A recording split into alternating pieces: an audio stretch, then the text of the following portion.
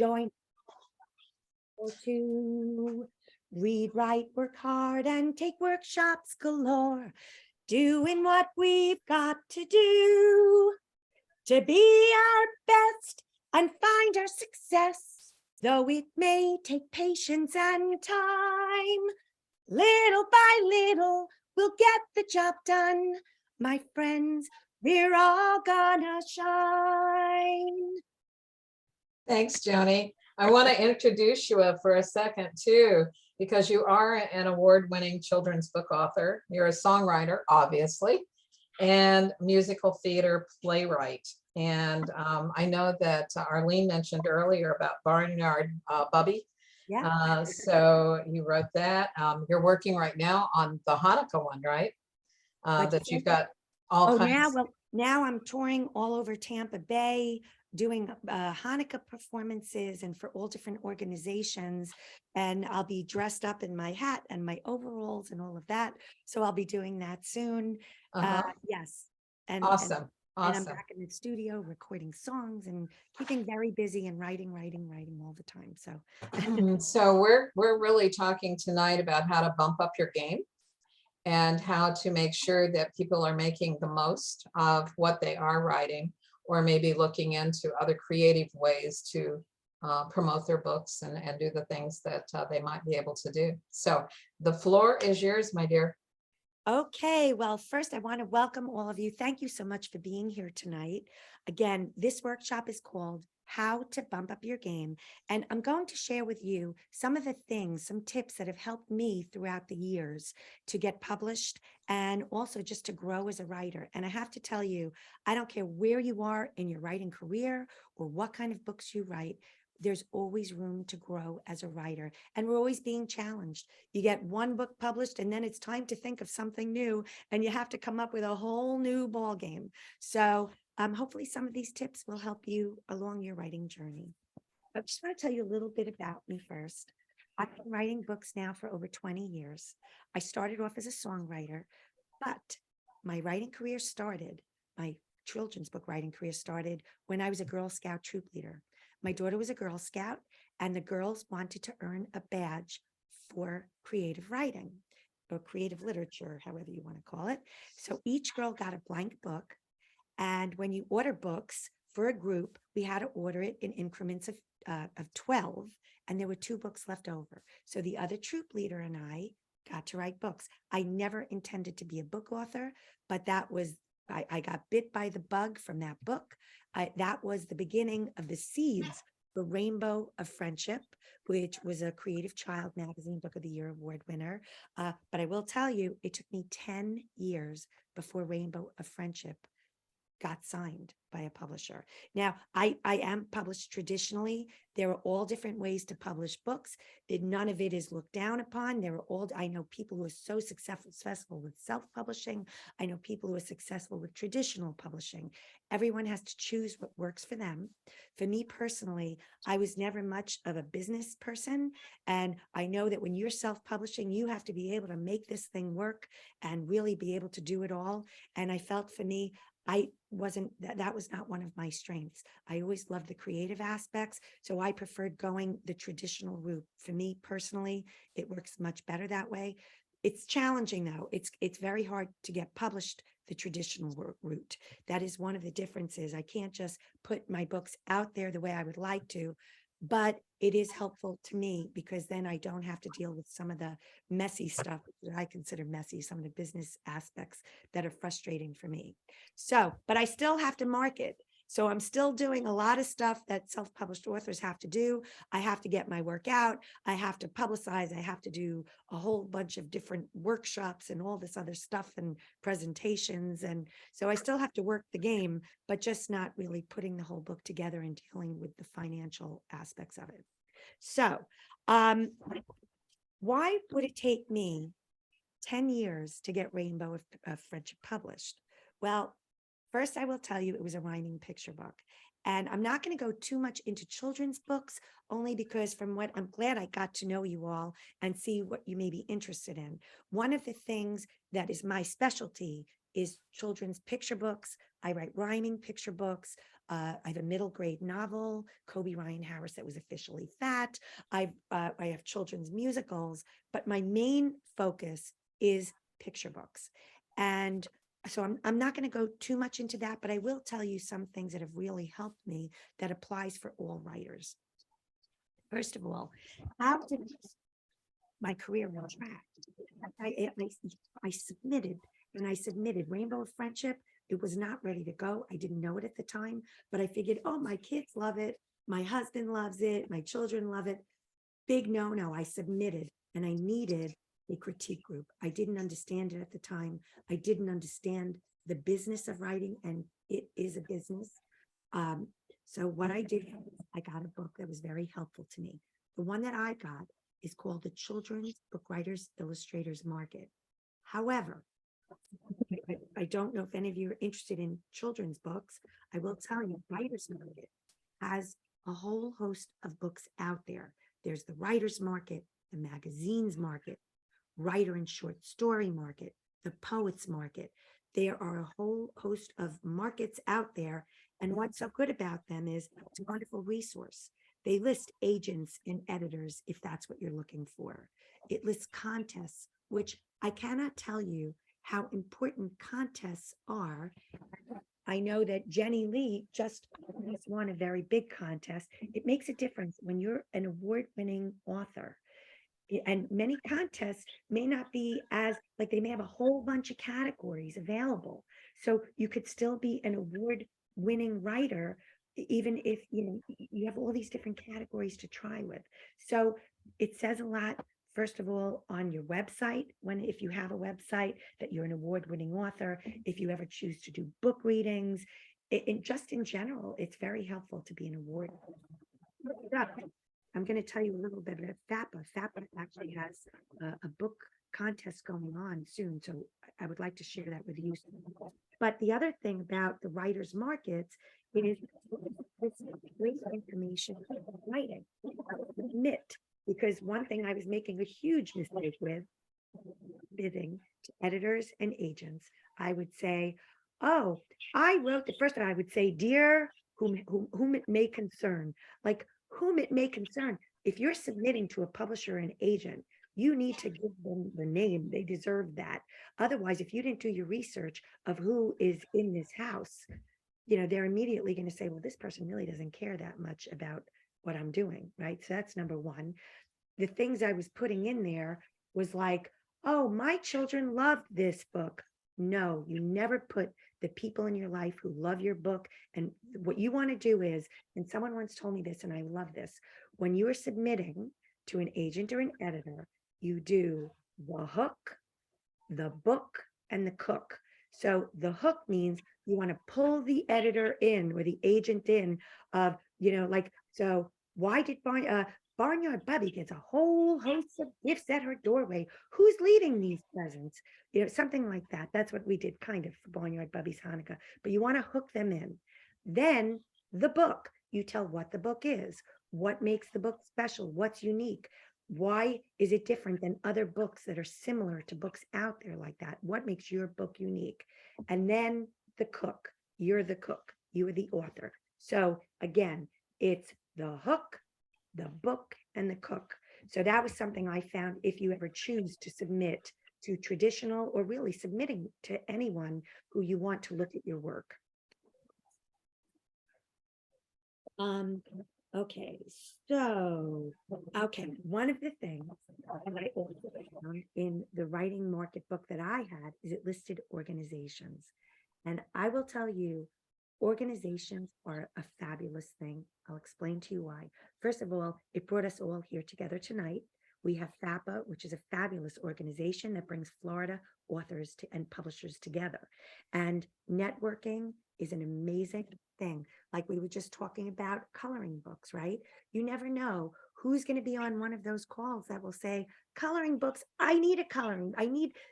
We just don't know who's looking for what. Not only that, but we can help each other. We can help each other with reviews. You want a network. I've had friends of mine who are writers ask me, oh, we need another author for this book event. I just did one not that long ago, well, before COVID, at the Glazer Children's Museum, because my friend Rob Sanders, who I met at a writing organization, said, hey, Joni, can you help me out? Sure. This happens all the time where we can help each other out. We can leave reviews. We can have a network of friends. We can find people in your specific genre who you can meet and work and critique with.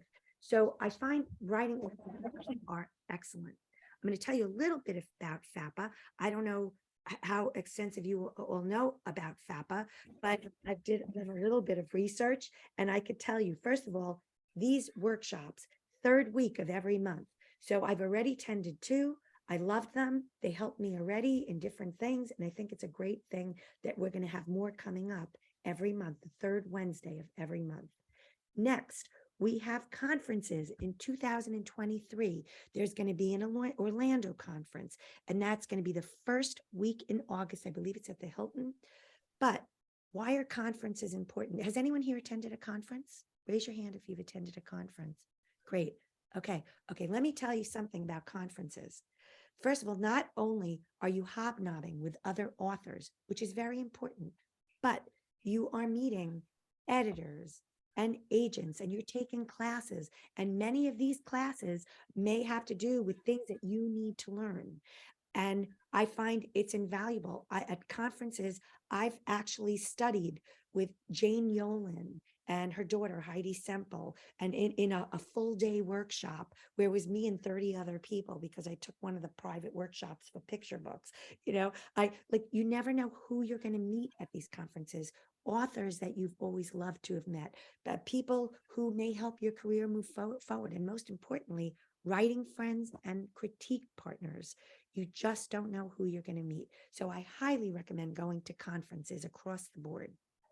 Okay, another thing that FAPA offers is the writing contest. And as I mentioned, what a wonderful thing to be an award-winning author.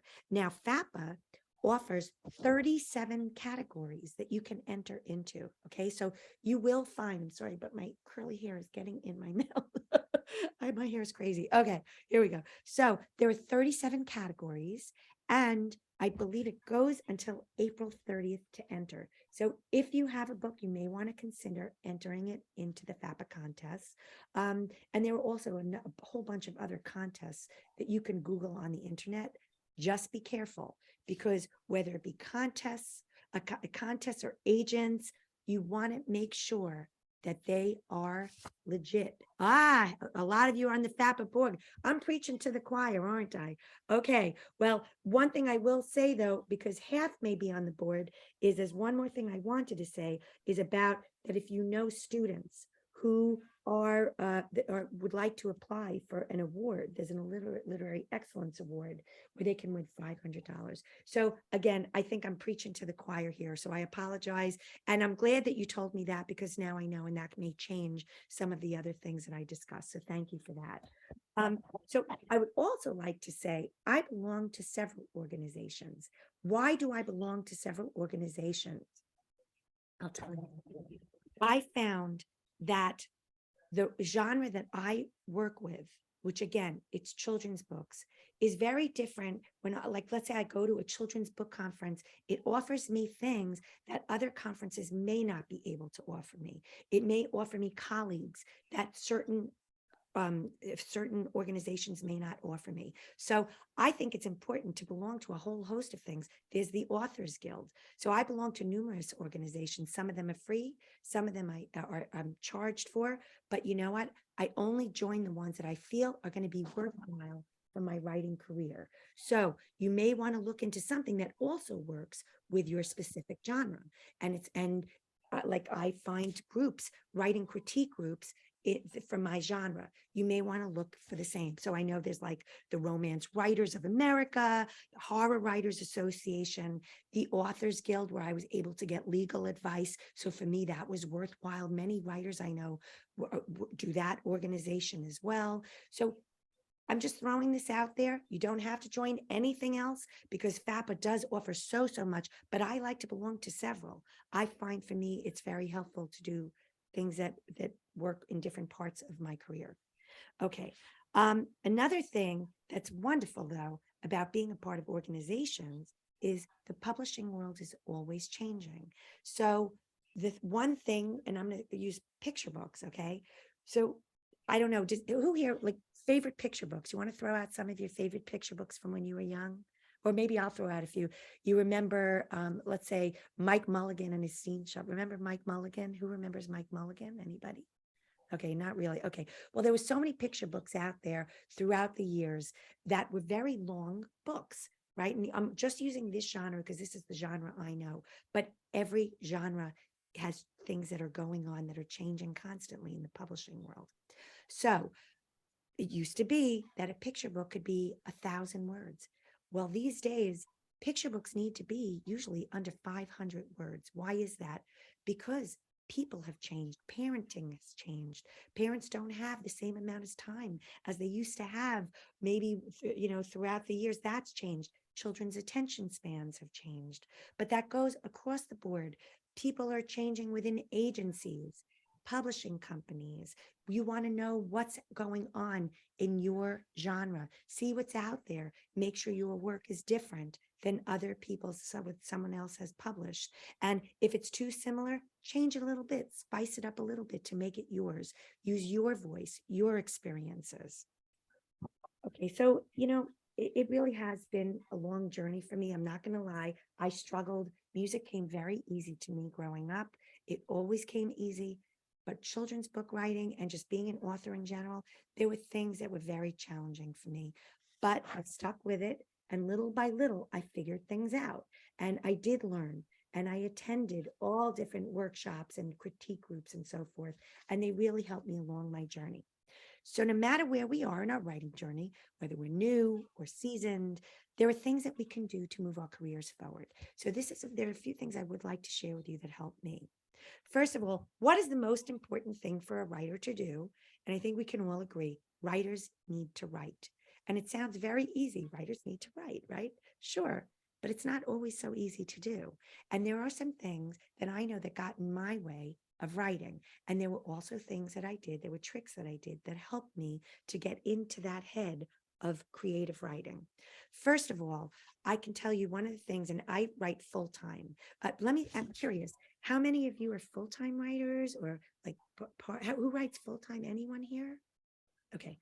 Okay. So then this is going to be a little bit different. So I will tell you that one of the things that helps is to be consistent with picking a day and a time, create a schedule for yourself, because you'll find that when your butt is in the chair at the same time every day, or not every day, but the day that you choose for your schedule, when you can pick a time and a place, it will help you get the juices flowing. That's number one. You want to pick a creative environment for you. And if it doesn't have to be necessarily a creative environment, but one that's not distracting.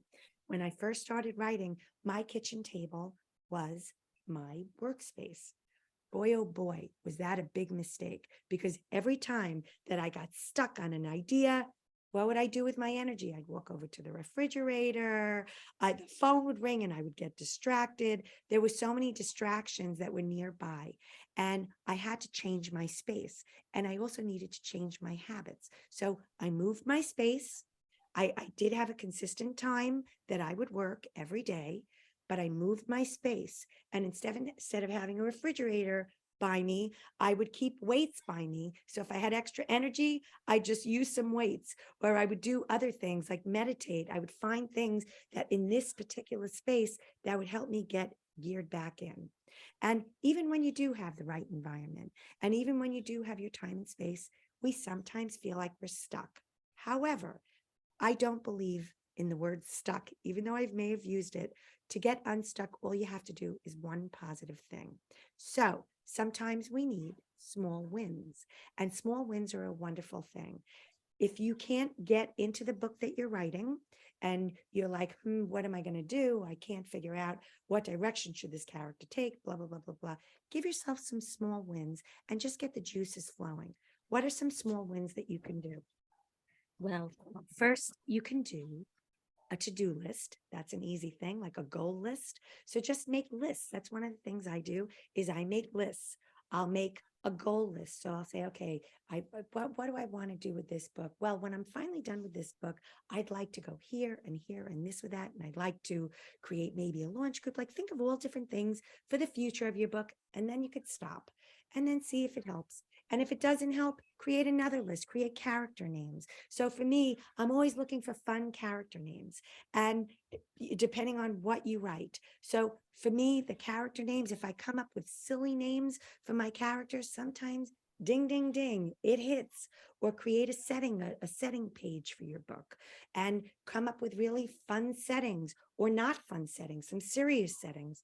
But you have the ability to create lists that once you get in the flow of writing just anything, whether it be crap or not crap or lists, it helps you get into the flow of at least writing. And many times it'll spark ideas. Another thing that helps me is I need sometimes to take a break. So if I'm in the zone, great. But if I can't get in the zone, I take a walk. Sometimes I will meditate. And by the way, nature is an incredible thing. Some of my best songs and some of my best works came out of walking on a nature walk.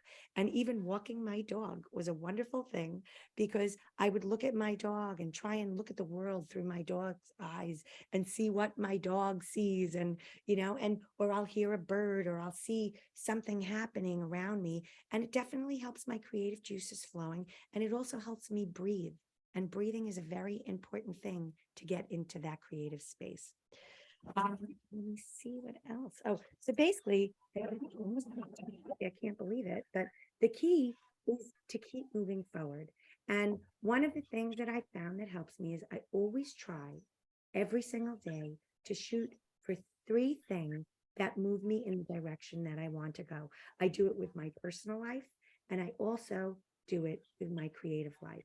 So, three things every day, no matter how busy I am, no matter what's going on in my personal life that may be taking me away from my writing, as long as I'm doing three little things every day to move me closer. And again, it could be a little list.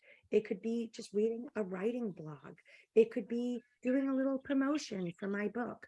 But if I move three things every day, it's moving me closer to where I need to go.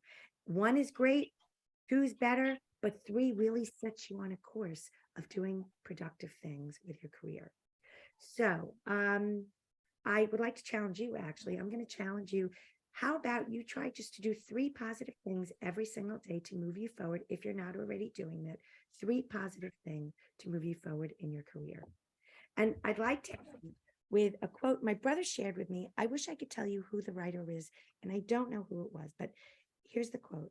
Today is just another day, unless you try to make it extraordinary. So set your goals, do your best to make today awesome, and to make yourself proud. Joni, I want to open it up now to questions so that people can actually ask you things. Okay, and if you would just maybe hold your hand up or let me know, and then I'll unmute you.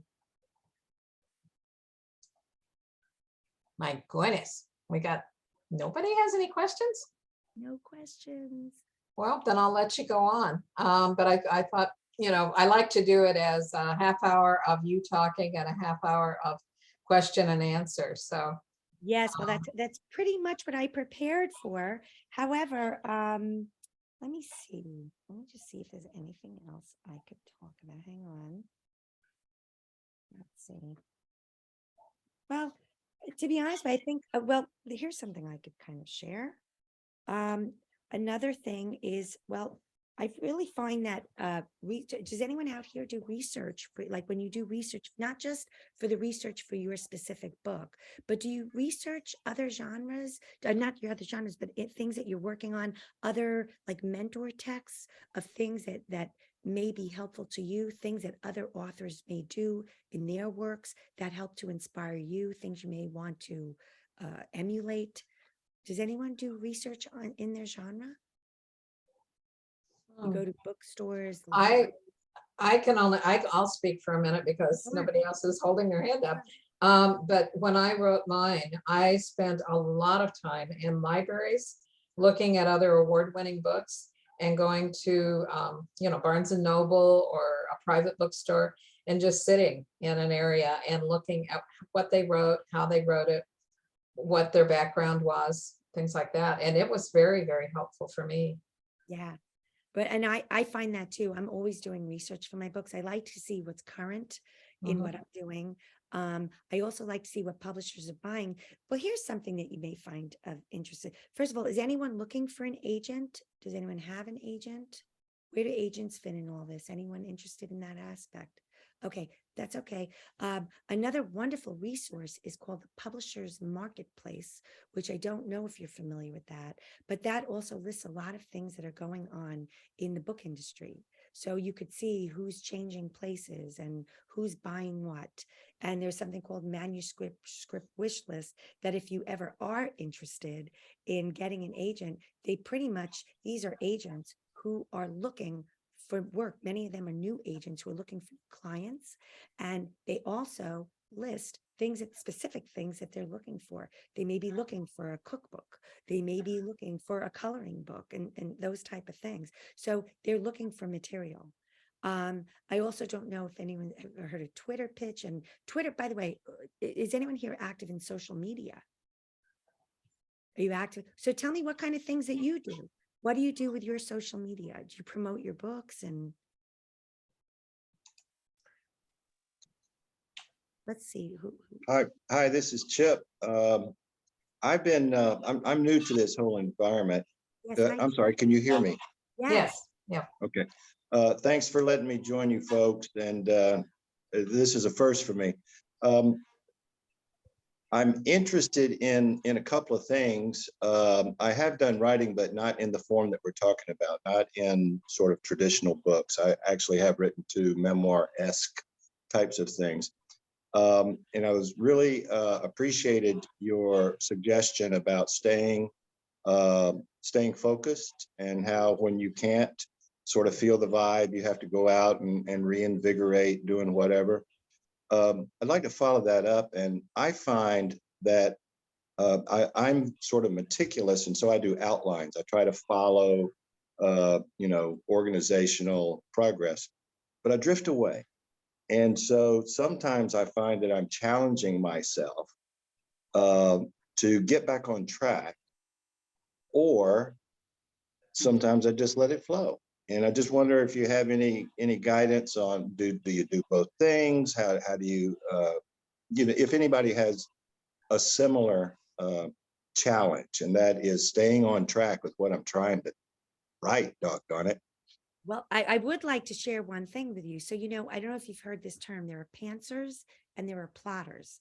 Pantsers kind of go with the flow and they let everything flow out. And they create their book by the seat of their pants, basically. And plotters are people who like to have a certain outline that they follow. Like for me personally, I know what my beginning is and my ending is.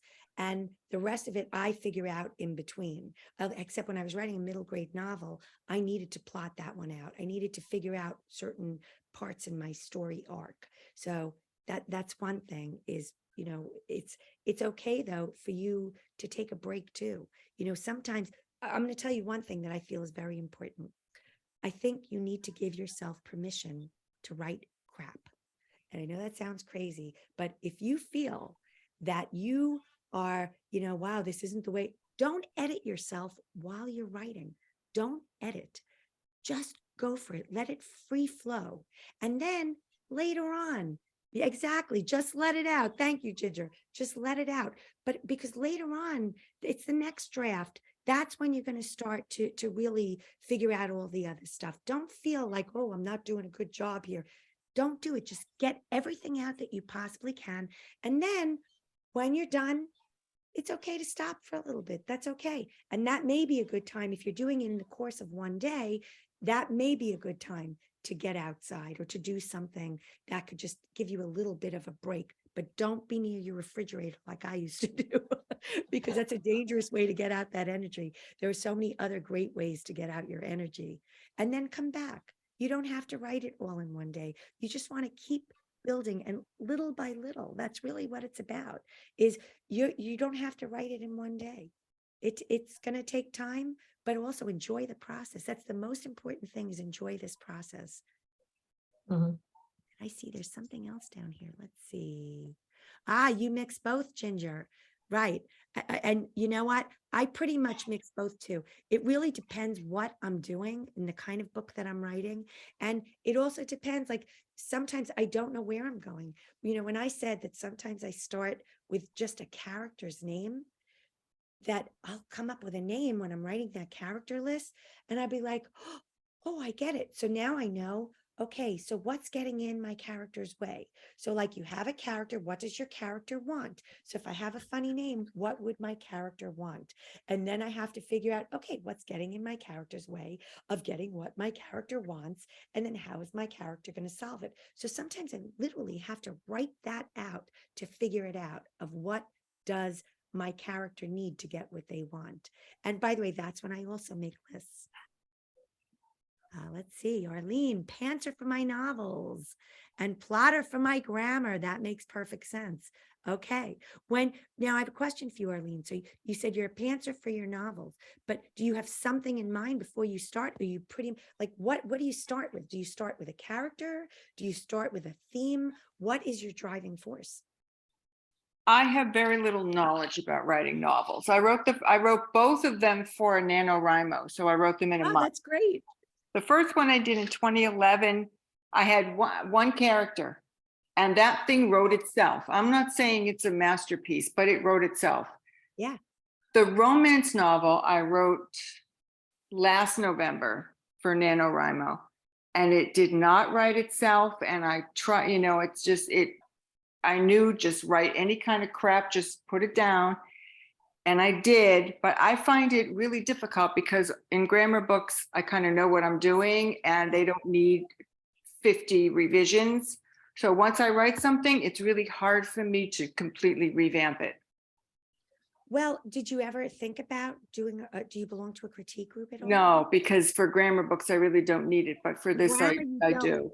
Grammar, you don't. Right. But in novels, I could tell you one of the best experiences with me, because when I wrote that middle grade novel, I had no intention of writing it. None. When I started, I just wanted picture books, but I was actually approached by a child psychologist, well, a psychologist who did a lot of work with children, who asked me to write a book about childhood obesity, and it had to be a novel. And so I had my ideas, but once I got to a writer's group that work with middle grade novels, and again, it really depends on the type of group that you find makes a difference. I found it was so helpful, not only for the advice that they were giving me of things that I wasn't even looking for, but I learned from reading their manuscripts.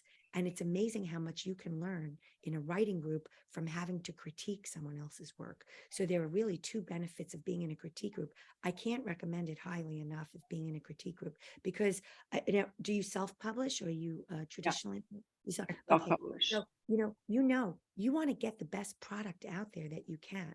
This product that's out there, you want it to live as long as you can. And you want the people reading it to really, like, there's a reason why people do critique groups. There's a reason why, is because they're helping your book be as accessible to your reader as possible. You want your reader to enjoy reading your books. And there are tricks, believe it or not, in the trade that you can learn that help it make it so much more pleasurable for your reader to read. You know what I'm saying? So Yeah. you may want to just think about it. I'm not telling you have to. No, I'm just not used to it. It's a scary kind of idea. I to was be in a terrified when I critique group. first started. I was terrified. I'm not kidding. And you know what happened? My writing, first, I've done numerous critique groups for different things that I do. Okay. But my first critique group, I'm still with today. They became some of my closest friends. Now, the group changed throughout the years. Some people came, some people went, but eventually the ones that stuck, to this day, we help each other all the time, and it's wonderful. And you could find what kind of book is it that you're writing, your novel? A romance novel, and I just Okay. sent it out to some writer friends, acquaintances. I sent out some copies for beta readers. Okay, And My friend liked it, but she's my friend.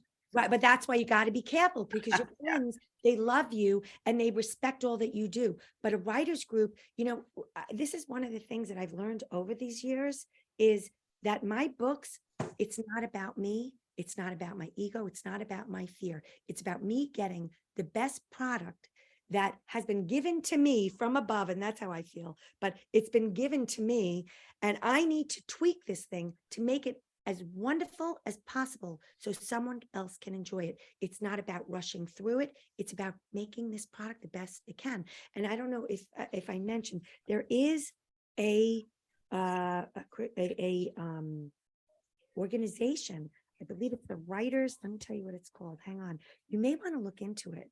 I'm very serious. If you want to work on this book, if you like romance writing, it was the Romance Writers of America, RWA, because Yeah, I heard they're falling apart. I don't know. The first talk I ever gave about grammar was to a chapter of RWA in California. And I asked somebody about it recently and they said, "Oh, I know a romance writer, so I'll ask her about it. She's really successful." please ask, because if anything comes out of it, you could find critique partners who write romance. And you may be nervous, but everybody's nervous when you're in a critique group. We're all like, oh, this is my baby. Now I'm at the point, it's not my baby anymore. It's about the book.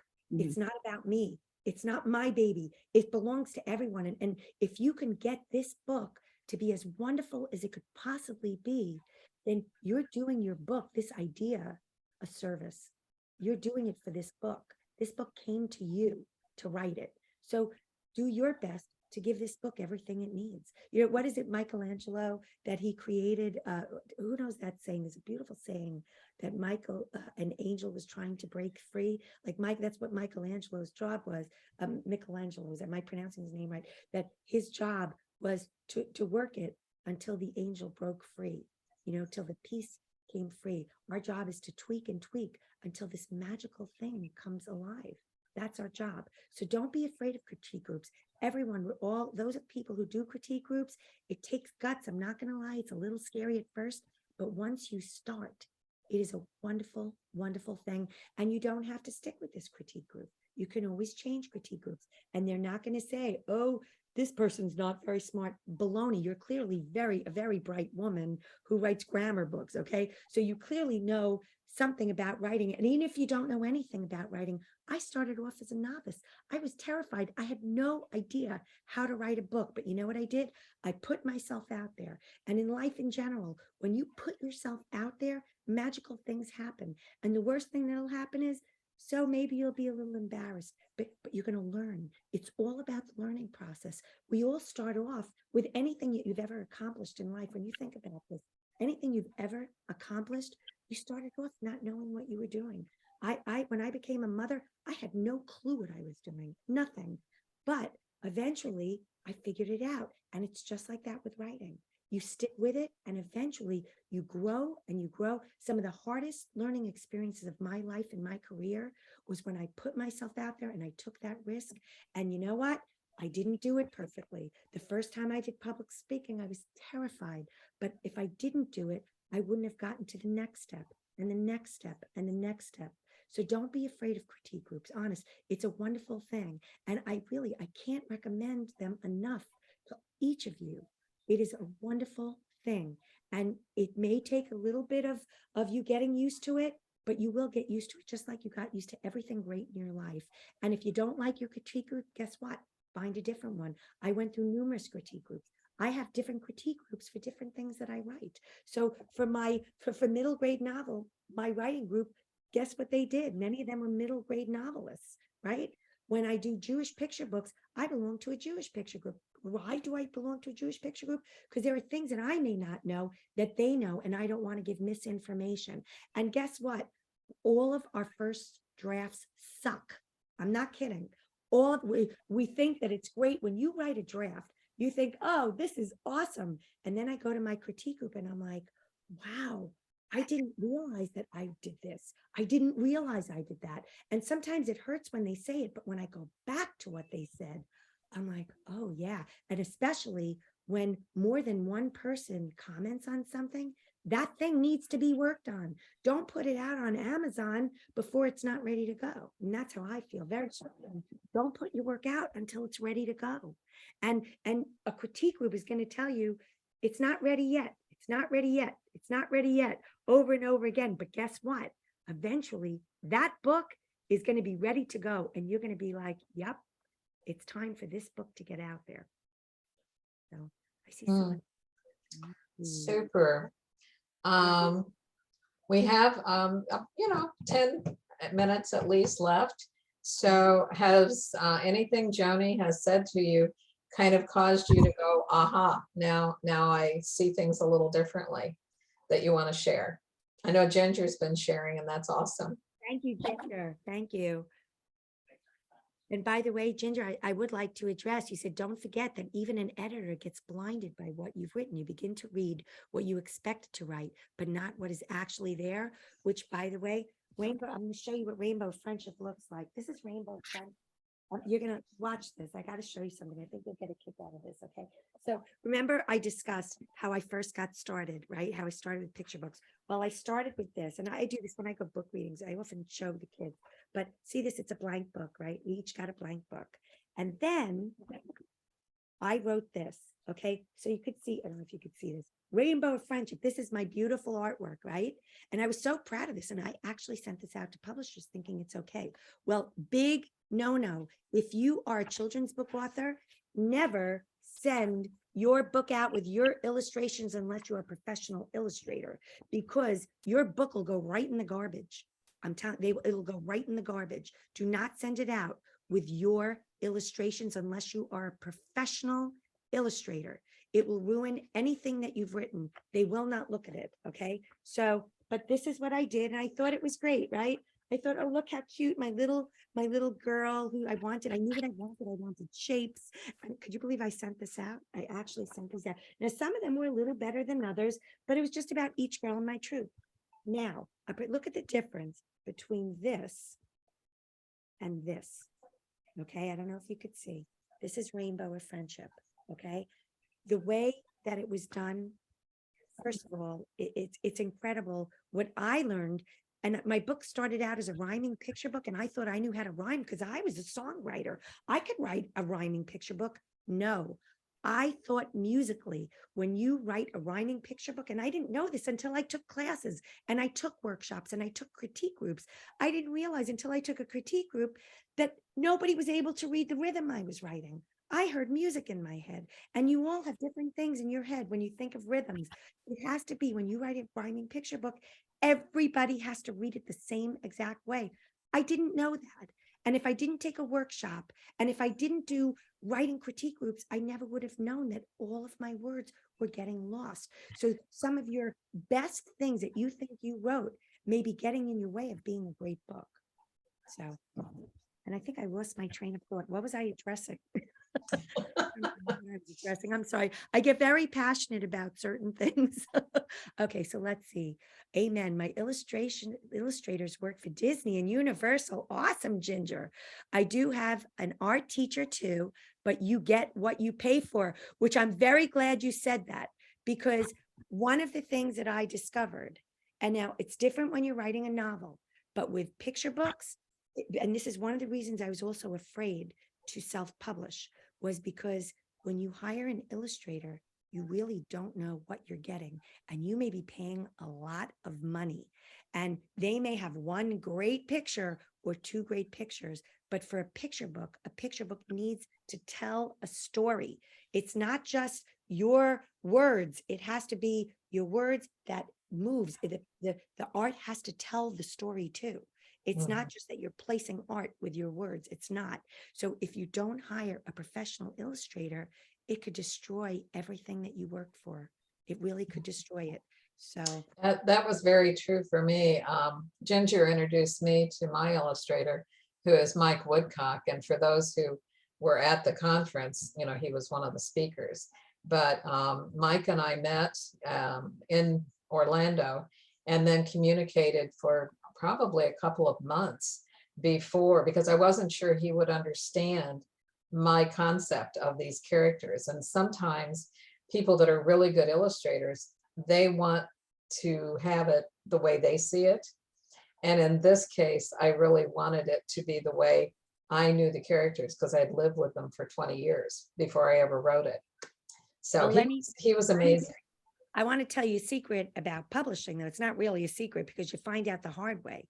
So when my books did get picked up, now Rainbow Friendship, so a couple of my books were different because it was a small publisher and I was able to pick my illustrator who happened to be in my critique group. Okay, here we go again, back to the critique group. She's an amazing artist and I was able to handpick her, but I could tell you that was very rare. If Yes. you go the traditional route, you do not really have a choice of who's going to illustrate your book. You do not have a choice. Your publisher, your editor, they pick your publisher, your illustrator.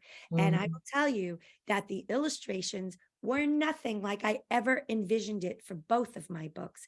And guess what? It didn't matter. I didn't have a choice. However, what they picked was much better than anything I ever could have dreamed. And they know what they're doing. When you're dealing with traditional publishing, not all though, small publishings, you kind of have to be careful. You really need to research. If anyone is interested in the traditional market, you need to research these publishers too. Anyone could say that they're an agent. Anyone could say that they're a publisher. You just have to get a certain whatever. But you know what? You want to find, if you are ever interested, you have to make sure that they're good at what they do. You want to look at things that they've published, things that an agent has represented, because there are agents that may be dishonest. I've heard some horrible stories about agents and about editors. So you got to be careful. In fact, there's something, I believe it's still around, and it's called Predators and Editors. And that is where they say you can literally look up if this editor or agent is legit. In fact, there are places you can look up if contests are legit. They will say, don't do this. If you have to pay $100 to join a contest, do not do this contest. It's a hoax. Like some of these things are hoax. You want to make sure these things are legit. It doesn't have to be a notable book or, a book that's, going to win these huge awards that are national awards. It doesn't have to be like that, but you do want to make sure that whatever contest you are choosing, it's got to be legit. Now, FAP is legit. We know FAP is legit. I know SCBWI is legit. Some of the credible organizations, which you may also want to look up to make sure they're credible, you want to make sure they're legit. So what I do is I literally Google, is RWA a legit romance writing organization? Is this contest a legitimate contest? And some of them, they will say, don't do it, run away. So look at the comments. And really, you got to be careful with everything in this industry, because there are people who are going to say, oh, I am going to take your book on and I'm going to make you all these promises, but you have to pay me $10,000 for you to create your book. So be careful. Ah, you looked at editors and predators. Excellent. Oh, I see more things on here. Let's see. Okay, so Arlene. Yes, Arlene, I get it. And I will tell you something with money, where you make money with the grammar books. I will tell you right now, I love what I do. I wouldn't trade a thing for what I do. I do not make money on my books. You know how I make money is by doing performances. So I get paid when I do performances and conferences, things like that. But the money, if you were in this business to make a lot of money, it's a very hard thing. Although I do know some people in self-publishing who were awesome at what they did and they made some money, but I don't know people who've made a lot of money in this industry. The bulk of us don't. We do it because we love it. And I do love it. And for me, there's nothing greater knowing that my book may be in Arlene's new grandchild's hands. You know what I'm saying? Like it's the truth. It's the truth. That is the greatest feeling for me, is knowing that I'm making a difference in someone's life. And that's everything. If I was doing it for the money, I'd be really in bad shape. Thank God I don't have to do it right now for the money, but the performances help me in getting more of the finances. So I know what you're saying about that, but I will tell you that is so gratifying when you know someone loves your book and is reading your book. That's why it really is important for you to make your book as great as it can be. You owe that to your readers. You really do. And the better that your book is, the more people are going to want to read it, who aren't just your family and your friends. But some people just want to write it for their family and friends, and that's okay too. So everyone has different goals. I get a lot of when I get a lot of positive things about my grammar book, so it makes Yeah. my day. And Isn't it wonderful? And you made a difference in someone's life. There is an author out there who's like, wow, this book really helped me. So, and you're making money at it, which is really nice that you're getting double. I mean, that's fabulous. I need the money. Well, but it's great and you should always keep doing it, because if you're able to make money, I know people who with their passion, the kind of books that they write for their passion, they're not making money at. Yes. So they become ghostwriters for books that they don't really like. There are people who like to become ghostwriters because that's where they get their income from. So Mm. something to be said for that too. But again, it is a hard business to make money, but it doesn't mean it's not doable. And I could tell you, I'm excited to tell you, I'm getting very close. I have a wonderful agent now. My stuff is all out.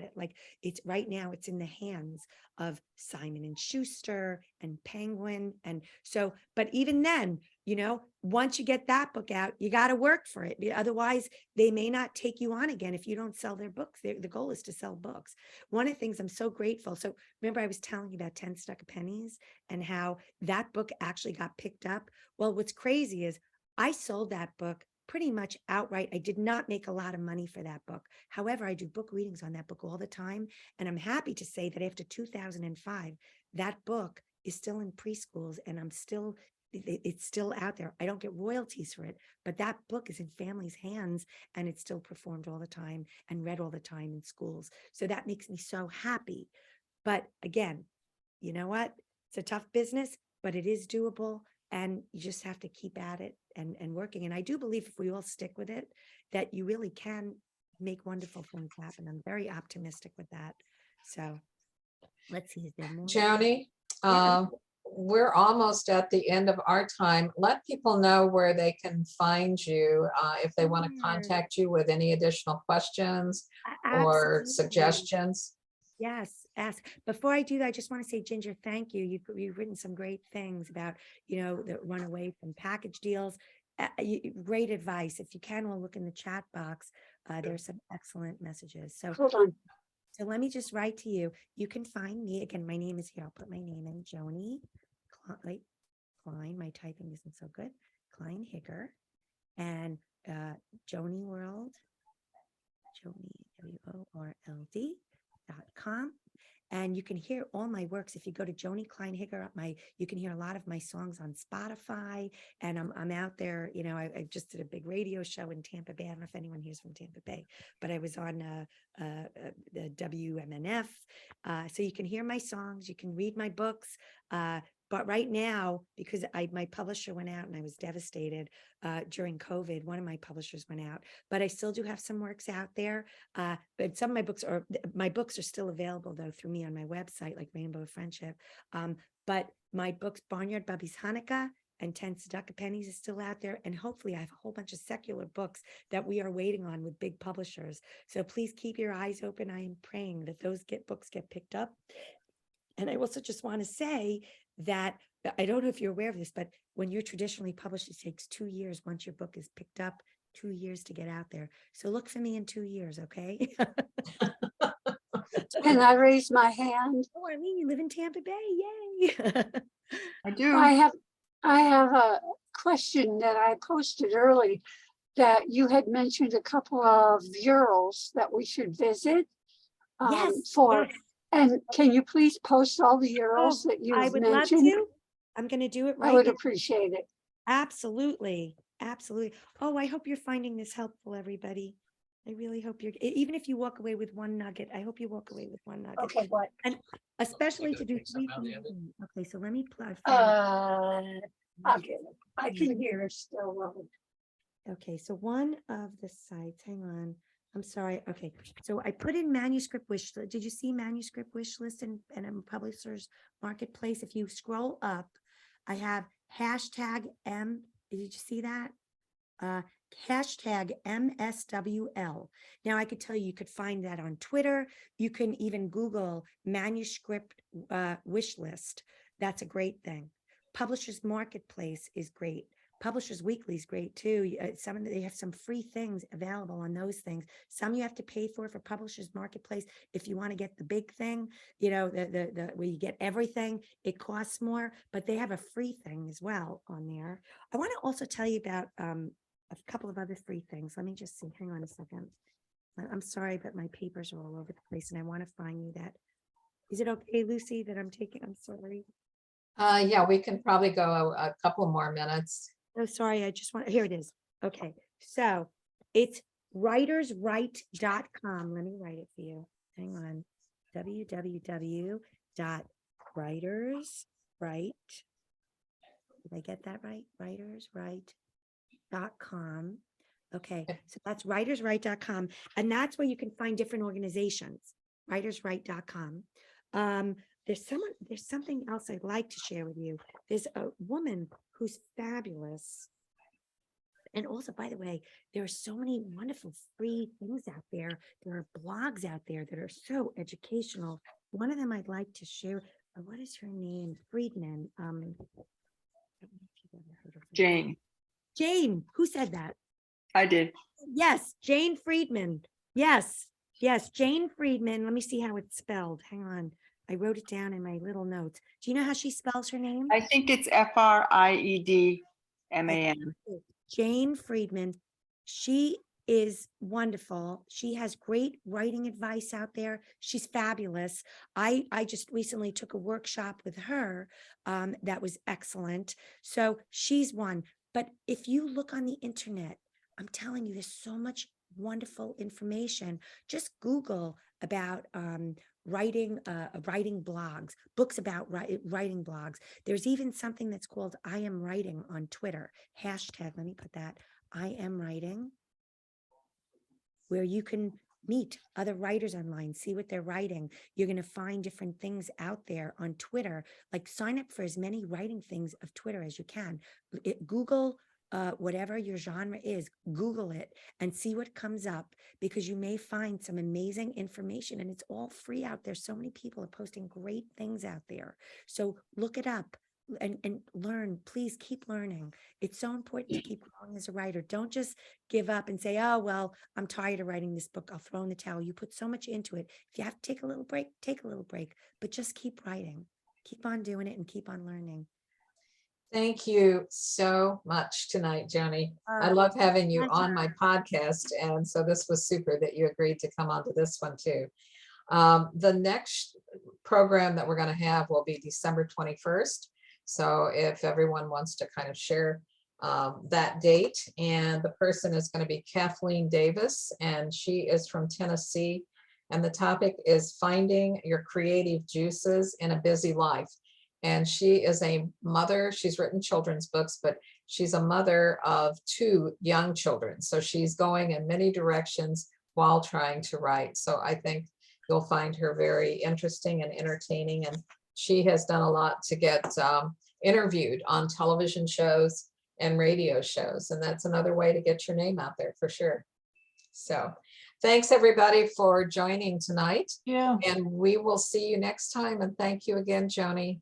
Oh, it's my pleasure. And it's so nice meeting you all. I hope to see you. I'm hoping I can get to the conference this year. Oh, I hope so. It's such a pleasure meeting you all. So Thank Okay. you. hopefully I'll see you on more workshops. Thank you. And thank you so much, Thanks. Lucy. Take care, everybody. Have a great day, a great night. Take care. Bye-bye. Thank you. Bye-bye. All right.